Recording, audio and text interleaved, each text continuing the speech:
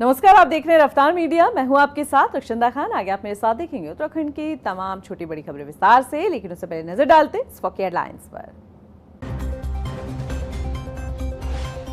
उत्तराखंड में विधानसभा सत्र की तैयारी, संसदीय कार्य मंत्री की कुर्सी पड़ी खाली। सवाल क्या धामी कैबिनेट का होगा विस्तार या मौजूदा किसी मंत्री को सौंपी जाएगी कमान। त्रिस्तरीय पंचायत चुनाव में लगाई गई अतिथि शिक्षकों की ड्यूटी, गेस्ट टीचर की तैनाती पर सियासत। हरदा ने उठाए सवाल, अतिथि शिक्षकों को वो समझ रही सरकार।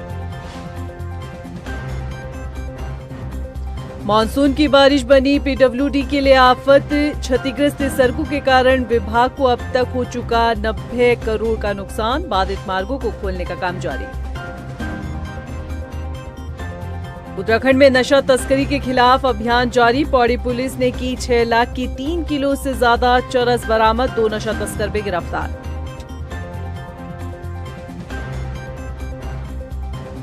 हेडलाइंस के बाद बुलेटिन में खबरें विस्तार से। और बात सबसे पहले कर लेते हैं मानसून सत्र की। उत्तराखंड में 19 अगस्त से विधानसभा का मानसून सत्र आयोजित करने का फैसला लिया गया है, लेकिन मानसून सत्र की तारीख का ऐलान होने के साथ ही धामी कैबिनेट विस्तार की चर्चाओं ने जोर पकड़ लिया है और इसकी वजह है संसदीय कार्य मंत्री की कुर्सी का खाली रहना। ये रिपोर्ट देखिए। उत्तराखंड में एक तरफ विधानसभा सत्र की तैयारी, दूसरी तरफ संसदीय कार्य मंत्री की कुर्सी पड़ी खाली। कौन होगा संसदीय कार्य मंत्री की कुर्सी पर विराजमान? क्या धामी कैबिनेट का होगा विस्तार या मौजूदा किसी मंत्री को सौंपी जाएगी जिम्मेदारी? उत्तराखंड विधानसभा के मानसून सत्र की तारीख और जगह तय हो चुकी है। गैरसैंण में 19 से 22 अगस्त तक विधानसभा का सत्र आहूत किया जाएगा, लेकिन विधानसभा सत्र की तारीखों का ऐलान होने के साथ ही सबसे पहला सवाल संसदीय कार्य मंत्री को लेकर उठा है, क्योंकि इस वक्त संसदीय कार्य मंत्री की कुर्सी खाली पड़ी है। आपको याद होगा कि पिछला विधानसभा सत्र देहरादून में 18 फरवरी से 24 फरवरी तक आयोजित किया गया था और इसी दौरान तत्कालीन संसदीय कार्य मंत्री प्रेमचंद अग्रवाल का सदन के भीतर से पहाड़ बनाम मैदान के विवादित बयान ने पूरे प्रदेश में माहौल गरमा दिया था, जिसके बाद लोग सड़कों पर उतरे और जोरदार प्रदर्शन किए, जिसका नतीजा ये रहा कि आखिर में धामी सरकार को कड़ा फैसला लेना पड़ा। दबाव में आकर प्रेमचंद अग्रवाल ने मंत्रिमंडल से इस्तीफा दे दिया, जिसके बाद से अब तक संसदीय कार्य मंत्री की कुर्सी खाली पड़ी है। लेकिन अब मानसून सत्र में संसदीय कार्य मंत्री के पद को लेकर सवाल उठने लगे हैं। प्रतीक्षा करिए, अभी 1 महीने से ज्यादा का समय है। जो चीजें जरूरी है वो सत्र से पहले जरूर होंगी। वहीं मुख्य विपक्षी दल कांग्रेस का कहना है कि संसदीय कार्य मंत्री की जिम्मेदारी महत्वपूर्ण होती है और जब से उत्तराखंड राज्य का गठन हुआ है और ऐसा कभी नहीं हुआ कि सत्र के दौरान संसदीय कार्य मंत्री ही ना रहे हो। 3 दर्जन विभाग से ज्यादा माननीय मुख्यमंत्री जी विभाग देख रहे हैं, तो संसदीय कार्य मंत्री का काम भी देख लेंगे। कौन सी बड़ी बात है? संसदीय कार्य मंत्री, देखिए परंपरा रही है जब से राज्य बना तब से लेकर अब तक, ऐसा कभी नहीं रहा कि कोई संसदीय कार्य मंत्री ना रहा। संसदीय कार्य मंत्री का बहुत बड़ी जिम्मेदारी होती है। विधानसभा सत्र के दौरान सरकार का पक्ष मजबूती से रखने के लिए संसदीय कार्य मंत्री का होना बेहद महत्वपूर्ण माना जाता है, लेकिन अब सवाल ये खड़ा हो चुका है कि क्या सरकार किसी विधायक को संसदीय कार्य मंत्री बनाकर मंत्रिमंडल का विस्तार करेगी या फिर मौजूदा मंत्रियों में से किसी एक को संसदीय कार्य मंत्री का पदभार सौंपा जाएगा। रफ्तार मीडिया के लिए देहरादून से अशोक कुमार की रिपोर्ट। उत्तराखंड में होने वाले त्रिस्तरीय पंचायत चुनाव में गेस्ट टीचर की ड्यूटी को लेकर सियासत शुरू हो चुकी है। दरअसल पंचायत चुनाव में अतिथि शिक्षकों की ड्यूटी लगाई गई है, लेकिन हरीश रावत ने सवाल उठाते हुए आरोप लगाया कि सरकार अतिथि शिक्षकों को बोझ समझ रही है। यह रिपोर्ट देखिए। त्रिस्तरीय पंचायत चुनाव की तैयारी, अतिथि शिक्षकों की लगाई गई ड्यूटी। हरदा ने उठाए सवाल, गेस्ट टीचर को बोझ समझ रही सरकार। उत्तराखंड में त्रिस्तरीय पंचायत चुनाव को लेकर तैयारियां जोरों पर है। निर्वाचन क्षेत्र में कर्मचारियों की ड्यूटी भी लगा दी गई, जिसमें अतिथि शिक्षकों को भी तैनात किया गया है, लेकिन चुनाव में गेस्ट टीचर्स की तैनाती को लेकर सियासत गर्मा गई है। पूर्व मुख्यमंत्री हरीश रावत ने अपने सोशल मीडिया के माध्यम से अतिथि शिक्षकों की चुनाव के दौरान ड्यूटी लगाने पर चिंता जताई है। उन्होंने आरोप लगाया कि सरकार अतिथि शिक्षकों को बोझ मान रही है, जबकि वे शिक्षा व्यवस्था का महत्वपूर्ण हिस्सा है। दूसरी ओर उनकी पंचायत चुनाव में ड्यूटी लगाई जा रही है, जो नियम अनुसार संभव नहीं है। हालांकि इस मुद्दे पर राज्य निर्वाचन आयोग या सरकार की ओर से कोई आधिकारिक स्पष्टीकरण या अधिसूचना सामने नहीं आई। नियमों के अनुसार अतिथि शिक्षक अस्थायी कर्मचारी होते हैं और आमतौर पर चुनाव ड्यूटी स्थायी सरकारी कर्मचारियों के लिए निर्धारित होती है। इस कारण उनकी ड्यूटी लगाए जाने पर सवाल उठ रहे हैं। इस प्रदेश में सबसे ज्यादा कोई बेचारा है तो मास्टर है। अब वो चाहे पूर्णकालिक हो, चाहे अंशकालिक हो, चाहे ठेके वाला मास्टर हो, चाहे रेगुलर मास्टर हो, कद्दू चाकू पे गिरे या चाकू कद्दू पे गिरे, कटना कद्दू को ही है। प्रदेश में पंचायत का चुनाव हो, निकाय का चुनाव हो, विधानसभा का चुनाव हो, लोकसभा का चुनाव हो, जनगणना हो, कोरोना की दवाई बढ़नी हो, उसमें मास्टर सबसे पहला शिकार होता है। राज्य में हालत ये है कि 1488 स्कूल बंद हो रहे हैं। राज्य में उच्च शिक्षा की हालत ये है कि कई ऐसे अशासकीय महाविद्यालय हैं जो बंदी के कागार में। शिक्षा मंत्री को कोई फुर्सत नहीं है। प्रदेश में, देश में, अब बिहार में चुनाव हो रहा है, झोला लटका करके वो बिहार चल देंगे प्रचार करने। यहाँ की जनता, यहाँ का स्वास्थ्य, यहाँ की शिक्षा भाड़ में जाए, उनको प्रचार चाहिए। वहीं गेस्ट टीचर्स की माने तो पिछले 10 सालों से सरकार द्वारा दी गई खुली भर्ती में कार्य कर रहे हैं। वर्तमान में जितने भी चुनाव हुए उन सभी में उनकी ड्यूटी लगाई गई। उनका आरोप है कि अतिथि शिक्षकों का सरकार शोषण कर रही है। हम जो गेस्ट टीचर हैं, लगातार पिछले 10 सालों से हम लोग सरकार के जो भी विभाग से जो खुली भर्ती उसमें काम कर रहे हैं।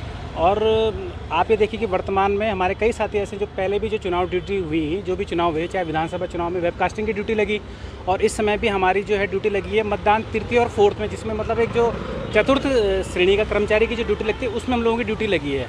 अभी हम कुछ दिन पूर्व हमारे जो साथी थे टिहरी के, वो डीएम ऑफिस भी गए और सभी वहाँ पे मुख्य शिक्षा अधिकारी से मिले और उनका गुहार लगाइए कि एक तो आप हमारी ड्यूटी मत लगाइए। क्यों?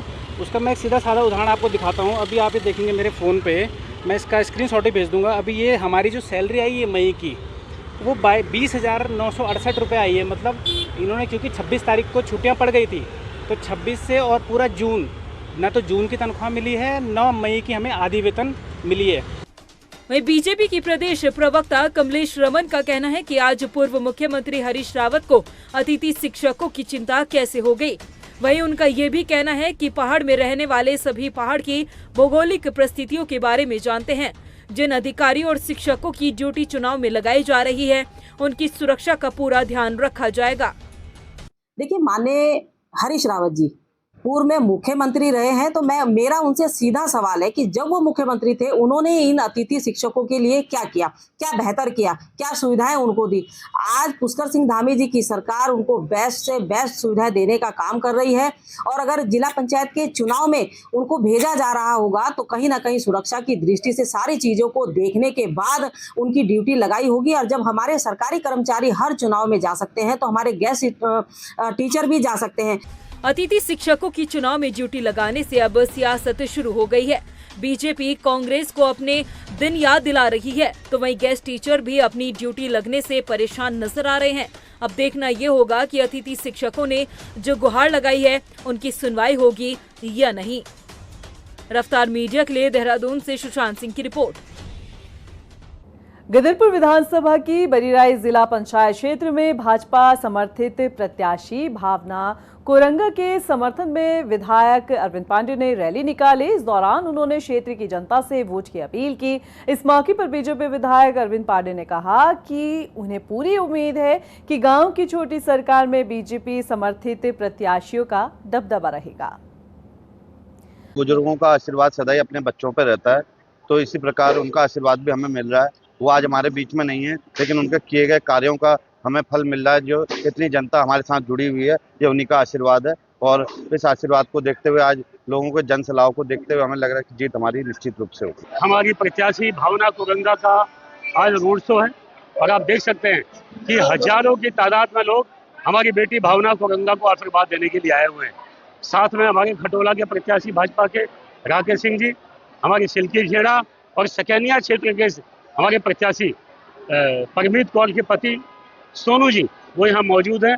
वहीं राजधानी देहरादून में कांग्रेस के प्रदेश मीडिया प्रभारी राजीव महर्षि ने पंचायत चुनाव की प्रक्रिया पर अनियमितता का आरोप लगाया है। उनका कहना है कि कांग्रेस लगातार वोटर लिस्ट को लेकर सवाल उठा रही थी और जब ये मामला हाई कोर्ट पहुंचा तो कोर्ट ने भी 2 जगह मतदाता सूची में नाम होने पर प्रत्याशी के पंचायत चुनाव लड़ने पर रोक लगा दी। ऐसे में अब कांग्रेस ने पंचायत चुनाव को स्थगित करने की मांग की है। हाई कोर्ट ने जो समय समय पर कांग्रेस पार्टी मांग उठा रही थी, हम लोग कह रहे थे लगातार निरंतर, हमारे सभी प्रवक्ता और हमारे सभी वरिष्ठ नेता इस बात को कह रहे थे कि भारी अनियमितताएं जो हैं वोटर लिस्ट में हैं और तमाम तरीके के जो निरस्तीकरण का जो कार्य चल रहा है कांग्रेस समर्थित कैंडिडेट्स का, वो भी चल रहा है। राज्य चुनाव आयोग ठीक से काम नहीं कर रहा है, घपले से काम कर रहा है, जबकि राज्य चुनाव आयोग का ये कि उनकी जिम्मेदारी बनती है, उनकी जिम्मेदारी ये बनती है कि आप निष्पक्ष तरीके से और विवाद रहित इस चुनाव को कराएं। लेकिन कहीं ना कहीं राज्य चुनाव आयोग जो है इसमें असफल था और ये हाई कोर्ट ने बता भी दिया है। मॉनसून में पंचायत चुनाव को लेकर मुख्य विपक्षी दल कांग्रेस सवाल उठा रही है। दरअसल पहाड़ों पर लगातार हो रहा भूस्खलन लोगों के लिए परेशानी का सबब बना हुआ है। आलम यह है कि लगातार हो रही बारिश के चलते प्रदेश में कई सड़कें बंद हैं और पौड़ी में युवा कांग्रेस के जिला अध्यक्ष मोहित सिंह ने कहा है कि बंद रास्तों के चलते कैसे चुनाव को सकुशल संपन्न कराया जाएगा, ये बड़ी चुनौती है। देखिए, जिस प्रकार से हमारी राज्य सरकार के द्वारा चुनाव घोषित किए गए हैं और मानसून अपने चरम पर है और जगह जगह भूस्खलन हो रहे हैं, ऐसे में जो चुनावी प्रक्रिया है उसको पूर्ण करने में कर्मचारियों को बाधा का सामना करना पड़ेगा और इससे वो चुनावी प्रक्रिया भी प्रभावित होगी। क्योंकि आप देख रहे होंगे कि जगह जगह रोडें बंद हैं, रास्ते बंद हो रहे हैं, पहाड़ धंस रहे हैं, तो निश्चित रूप से ये जो मानसून है ये चुनावी प्रक्रिया को प्रभावित करेगा और ये जो सरकार के द्वारा चुनावी प्रक्रिया इस माह में की गई है ये जानबूझकर रखी गई कि इसमें चुनाव को प्रभावित किया जाए और निश्चित रूप से चुनाव प्रभावित हो रहे हैं। उधर गदरपुर में पंचायत चुनाव के प्रत्याशियों का नामांकन खारिज होने से नाराज हुए बीजेपी विधायक अरविंद पांडे ने अधिकारियों की कार्यशैली पर सवाल उठाया। उन्होंने आरोप लगाया कि अधिकारियों ने बेवजह लोगों को परेशान करने के साथ ही ये कदम उठाया है। हालांकि जब उन्होंने खुद इस मामले पर हस्तक्षेप किया तो बेवजह पर्चा खारिज करने की कोशिश पर ब्रेक लगा। हमारी सरकार है, हमारी सरकार इस समय जनहित के काम में, प्रदेश के हित में अच्छे काम कर रही है, लेकिन इसी बीच में कुछ अधिकारी होते हैं जिनको किसी दल से मतलब नहीं होता, उनको सरकार से मतलब नहीं होता। कुछ लोग होते हैं भ्रष्ट लोग होते हैं, वो हर सरकार में एक चोरी छिपे होते हैं। तो यहाँ भी हमें 1-2 विषयों पर लगा कि ये लोग मना करने के बाद भी, समझाने के बाद भी, विषय को अवगत कराने के पश्चात भी ये गलत कामों में लिप्त हैं। तो हमारी कोशिश है कि अधिकारियों को बेशक हमारी सरकार से मतलब ना हो, हमारी पार्टी से मतलब ना हो, विचारधारा से मतलब ना हो, लेकिन मुझे तो है। वहीं सितारगंज के शक्ति फार्म की 8 गुरुग्राम जिला पंचायत सदस्य सीट पर मुकाबला दिलचस्प होता जा रहा है। बता दें कि यहां भाजपा समर्थित प्रत्याशी साधना सरकार है, तो वहीं 2 निर्दलीय प्रत्याशी शिल्पी सिंह और ब्यूटी राय अपनी किस्मत आजमा रही है। बता दें कि निर्दलीय प्रत्याशी ब्यूटी राय ने अपनी जीत के लिए पूरी ताकत झोंकी हुई है। वो लगातार जनसंपर्क कर लोगों से वोट की अपील कर रही हैं। क्योंकि त्रिस्तरीय पंचायत चुनाव शुरुआत हो गई है और गुरुग्राम 8 जिला पंचायत क्षेत्र से हमारी सम्मानित जनता के पास हम जिला पंचायत प्रत्याशी के तौर पर मेरी पत्नी धर्मपत्नी की राय को प्रत्याशी के रूप में उतारा गया है। मैं सम्मानित जनता से ये अपील करूंगा कि मेरे द्वारा जो भी सामाजिक कार्य जनताओं के सुख दुख में समय समय पर किया गया है या समय दिया गया है, उन परिप्रेक्ष्य में मैं जनता के बीच जाऊंगा। देहरादून में नगर निगम की राजस्व वसूली में इस साल जबरदस्त इजाफा हुआ है। बता दें कि वित्त वर्ष 2025-26 की पहली तिमाही में नगर निगम ने हाउस टैक्स वसूली का 25% लक्ष्य हासिल कर लिया है, जो पिछले साल की तुलना में 43% ज्यादा है। उधर नगर आयुक्त ने बताया है कि ये समीक्षा बैठकों और रणनीति फैसलों के साथ ही जनसंपर्क अभियानों का नतीजा है। नगर आयुक्त नमामि बंसल का कहना है कि इस वित्त वर्ष में नगर निगम का 75 करोड़ का लक्ष्य है, जिसे पूरा करने की कोशिश की जा रही है। इस साल का नगर निगम की ओर से जो प्रॉपर्टी टैक्स कलेक्शन है उसमें लगभग 75 करोड़ का लक्ष्य रखा गया है और वर्तमान में GIS सर्वे के आधार पर जो आंकड़े प्राप्त हुए हैं उसमें लगभग 1,62,000 हमारी संपत्तियां ऐसी हैं जिनमें रजिस्ट्रेशन होने की कार्रवाई अभी शेष है। इसको भी लक्ष्य के रूप में लेते हुए नगर निगम इस बार प्रयास कर रहा है कि अधिक से अधिक संपत्तियों को रजिस्टर करवाया जाए और जो हमारा टैक्स बेस है वो बढ़े। उसी के क्रम में पहली तिमाही में नगर निगम ने लगभग 22 करोड़ 83 लाख का कलेक्शन अर्जित किया है और ये विगत वर्ष की प्रथम तिमाही से लगभग 43% अधिक है।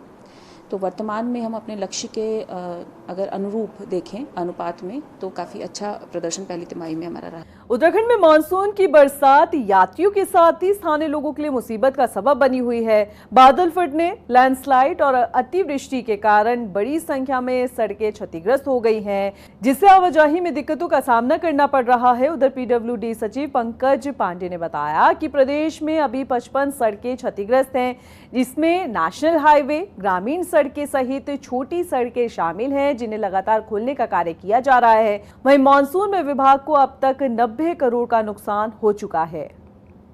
हम लोग इस पे लगातार इसको मॉनिटर करते रहते हैं और एक हमने सिस्टम डेवलप किया जिसमें रियल टाइम डेटा एंट्री होती रहती है और हमको मालूम चलता रहता है कि वर्तमान में कहाँ पे कितना इशू है और कौन सी रोड बंद है, कौन सी रोड कितनी देर में खुलेगी।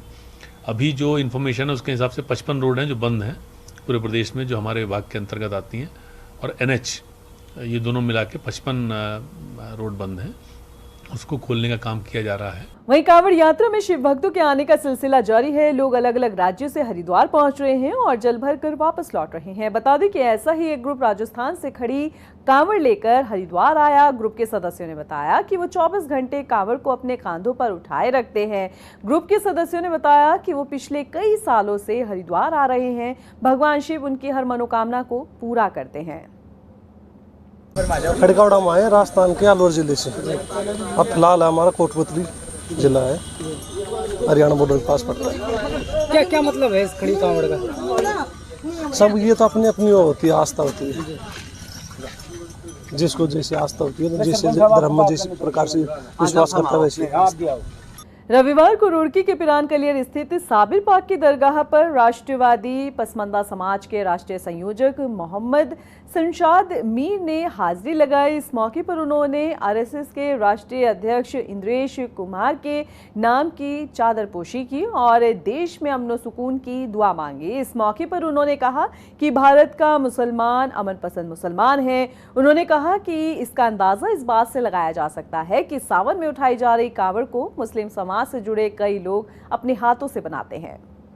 देखिए, आज RSS केंद्रीय प्रचारक हम सब के मार्गदर्शक आदरणीय श्री डॉक्टर इंद्रेश कुमार जी के निर्देश पर एक हिंद जय हिंद का संदेश लेकर एक भारत श्रेष्ठ भारत, अमन भाईचारा का संदेश लेकर सावन मास के पावन महीने में जो कांवड़ यात्री अपनी सच्ची श्रद्धा से यात्रा को लेकर उत्तराखंड की पावन धरती पर आ रहे हैं, उत्तराखंड की पावन धरती पर आ रहे हैं एक श्रद्धा लेकर, भोलेनाथ के मन में श्रद्धा ठान कर, जहाँ तमाम कांवड़ यात्री जितने भी आ रहे हैं एक श्रद्धा के पात्र आ रहे हैं और उनका एक मकसद है जल लेकर चलना और भोलेनाथ को जल अर्पण करना। पौड़ी जिले में पुलिस ने 3 किलो से ज्यादा चरस के साथ 2 नशा तस्कर को गिरफ्तार किया है। बरामद की गई चरस की कीमत 6 लाख रुपए बताई जा रही है। वरिष्ठ पुलिस अधीक्षक लोकेश्वर सिंह ने त्रिस्तरीय पंचायत चुनाव को देखते हुए अवैध मादक पदार्थों की तस्करी में लिप्त अभियुक्तों के खिलाफ अभियान चलाने के निर्देश दिए हैं, जिसके तहत ये कार्यवाही की गई है। वर्तमान में जनपद में प्रचलित श्रावण कांवड़ मास यात्रा में जितने भी नशा सप्लायर यहाँ पर एक्टिव होते हैं उनके ऊपर सतर्क निगरानी हमारी जनपद पुलिस के द्वारा रखी जा रही है। इसी के क्रम में हमारी टीम्स के द्वारा 2 नशा सप्लायर को गिरफ्तार किया गया है। इन दोनों नशा सप्लायर से कुल 3 किलोग्राम से अधिक की मात्रा में चरस बरामद की गई है। हमारी टीम्स ये प्रयासरत थी कि जो श्रावण कावड़ मास यात्रा है, इस समय कई बाहर के लोग आते हैं जिनको यहाँ पर चरस की सप्लाई करवाई जाती है। इसी के अंतर्गत हम लोगों ने इन 2 अभियुक्तों की गिरफ्तारी की है और दोनों की गिरफ्तारी के उपरांत आज माननीय न्यायालय में पेश किया जा रहा है। फिलहाल के लिए इस बुलेटिन में इतना ही। मुझे दीजिए इजाजत, लेकिन चलते चलते नजर डालते इस वक्त हेडलाइंस पर। नमस्कार। उत्तराखंड में विधानसभा सत्र की तैयारी, संसदीय कार्य मंत्री की कुर्सी पड़ी खाली। सवाल, क्या धामी कैबिनेट का होगा विस्तार या मौजूदा किसी मंत्री को सौंपी जाएगी कमान।